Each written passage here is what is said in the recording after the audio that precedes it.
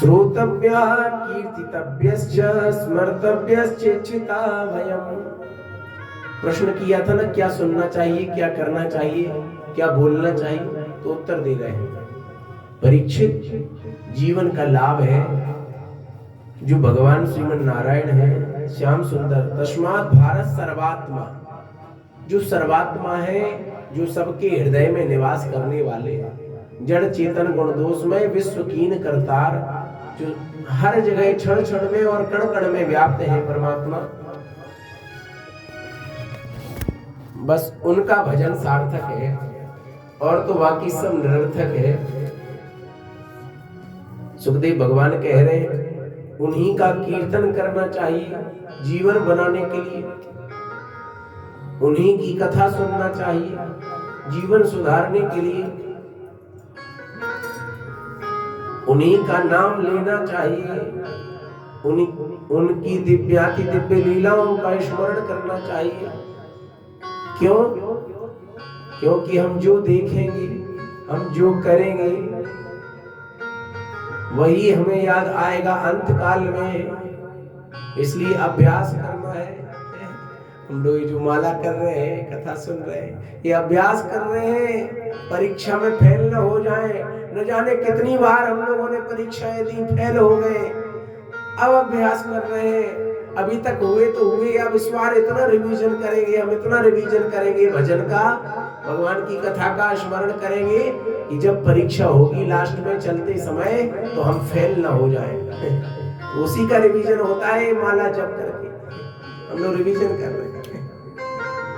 जन्म जन्म मुनि जतन कराही, अंतराम कहे आवत नाही, तो वही हम लोग रिवीजन कर रहे हैं बार बार। क्यों?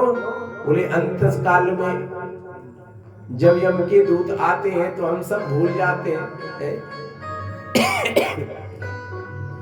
तब राम जी को और श्याम जी को भूल जाते हैं। इतना डर लगता है हमें जब यम के दूत आते हैं, हम भूल जाते हैं भगवान को, डर जाते हैं, सब भूल जाते हैं, घबरा जाते हैं, भूल जाते हैं। और जब अभ्यास हो जाए ना तो फिर चाहे कुछ भी हो वो एक ही आवाज निकलेगी, चाहे कोई मारे, चाहे पीटे, चाहे खुशी मनाए, कुछ भी हो एक ही शब्द निकलेगा। तो हम लोग अभ्यास कर रहे हैं, एक ही शब्द निकलेगा।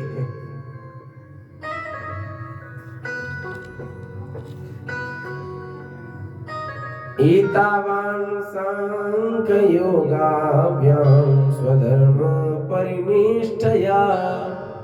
एतावान्, यही जो शब्द है यही शास्त्र का सार है। क्या सार है? जब प्राण तन से निकले गोविंद नाम लेकर, श्री गंगा यमुना का तट हो, मेरा सांवरा निकट हो, मेरे मुख में तुलसी दल हो। जब प्राण तन से निकले, हे श्याम सुंदर, बस इतनी सी कृपा हो जाए, इतनी सी कृपा हो जाए। नैर्गुण्यस्तारमन्ते स्म गुणानुकथने हरे।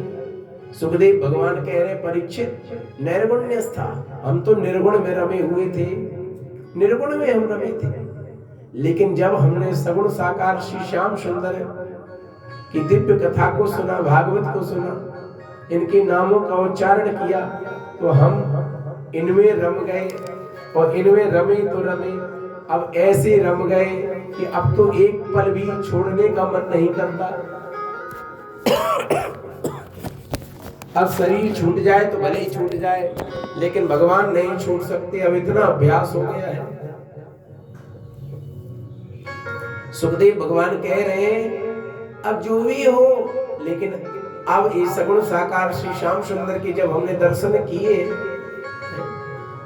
भगवान की दिव्य छवि, कनक भवन सरकार के दर्शन कर ले, बांके बिहारी लाल सरकार के दर्शन कर ले, तो भला हमारी आंखें और कहीं टिकने वाली हैं क्या? नहीं।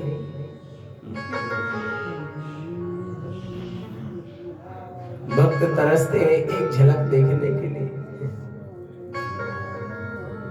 भला कहां टिकने वाले हैं। सुखदेव भगवान कह रहे निर्गुण्यस्थारमन्ते स्म, हम तो निर्गुण में रमे हुए थे, और जब हमने इनकी लीलाओं को देखा, इनकी कथाओं को सुना, तो हमारा मन इतना रम गया, इतना रम गया कि अब कहीं और नहीं रम रहा है। परीक्षित, यही जीवन का सार है।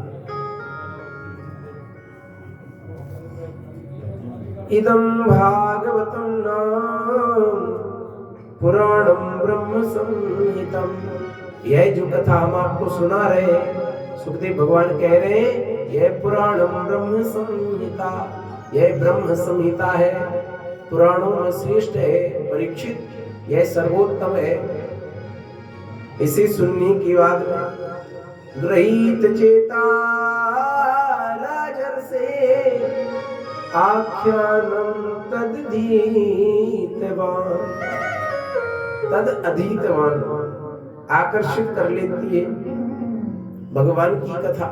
हमारे मन चित्त वाणी भगवान के चरणों में लगाने के लिए इतनी शक्ति है भगवान की कथा में। अगर हम प्रेम से सुन ले तो हमारा मन उनके चरणों में लग जाएगा। परीक्षित जी कह रहे हैं गुरुदेव, आज हमें भरोसा हो गया,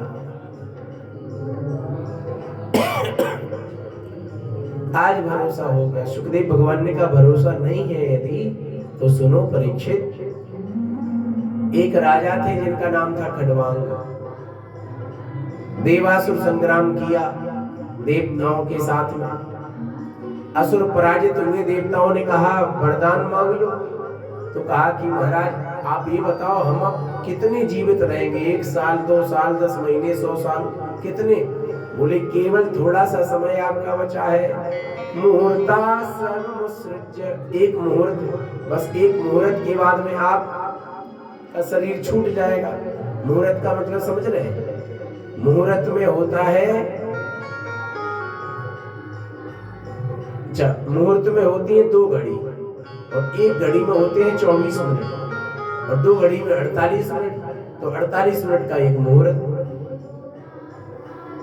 तो मुहूर्त में प्राण निकल जाए तो 48 मिनट। अच्छा, हम और आपको पता चल जाए कि 48 मिनट बाद मरना है, तो 48 मिनट तो बाद में आएंगे, 48 सेकंड में ही मर जाएगा घबरा करके, पता चल जाए।